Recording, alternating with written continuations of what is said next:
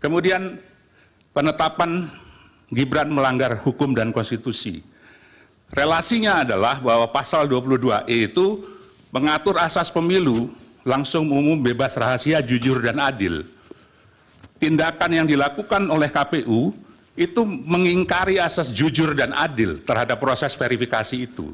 Karena ada kebenaran yang tidak disampaikan dalam proses verifikasi itu, yaitu bahwa peraturan KPU belum dirubah.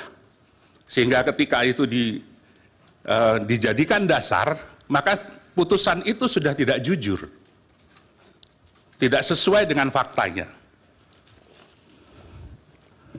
Nah, berkaitan dengan pertanyaan syarat calon wakil presiden untuk menentukan usia 40 tahun atau belum, tadi saya sudah menyebut bahwa di peraturan KPU ada dokumen yang harus diserahkan, yaitu KTP elektronik bakal pasangan calon atau suami istrinya, dan akta kelahiran WNI bakal pasangan calon atau suami istri bakal pasangan calon.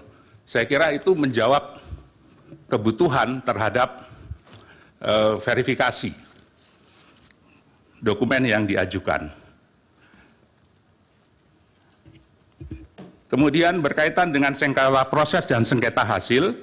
Sengketa proses adalah proses yang sengketa yang diajukan dalam proses pemilihan umum, dan ini kewenangan dari Badan Pengawas Pemilu. Dan sengketa hasil adalah sengketa terhadap hasil pemilihan umum yang menjadi kewenangan dari Mahkamah Konstitusi. Baik, sudah cukup. Ya, pelanggaran yang tidak dilaporkan tadi belum dijawab. Oh, mohon maaf, kelewatan. Iya. Berkaitan dengan pelanggaran yang tidak dilaporkan, saya kira mandat dari Undang-Undang Pemilu memberikan tugas kepada Badan Pengawas Pemilihan Umum untuk melakukan pengawasan secara aktif, bahkan kalau perlu Ya, itu kan normatifnya, Pak. Yang ini kan yang lolos dari itu. Justru itu saya harus bertanya, Yang Mulia. Seharusnya Bawaslu tahu bahwa ada persoalan ini dalam proses penetapan pasangan calon, karena dia melakukan pengawasan aktif. Pertanyaannya, apakah Bawaslu mengambil tindakan terhadap pelanggaran ini? Saya tidak tahu, saya tidak punya dokumen tentang itu terhadap ini. Nah, mungkin nanti bisa ditanyakan kepada Ketua Bawaslu. Baik. Apakah ada langkah-langkah yang dilakukan untuk pelanggaran yang dilakukan oleh KPU tersebut. Terima kasih. Baik, Yang Mulia. Pak Bambang. Dari Hakim ada? Yang Mulia, ada satu pertanyaan yang belum dijawab. Termohon.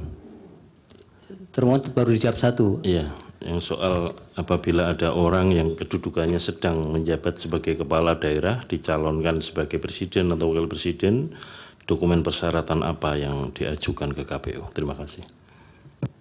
Tahu Pak Bambang? Baik, setahu saya mestinya adalah SK yang bersangkutan sebagai kepala daerah, ditambah izin dari presiden, karena seorang kepala daerah harus mengajukan izin kepada presiden. Baik. Dari Yang Mulia ada? Baik, nanti Pak Heru yang ahli itu siapkan kertas sama pulpen jadi kelupaan nggak, jawabannya ada yang tertinggal. Baik, terima kasih Pak Bambang. Keterangannya mudah-mudahan bermanfaat untuk Mahkamah dalam mengambil keputusan. Jelajahi cara baru mendapatkan informasi. Download Metro TV Extend sekarang.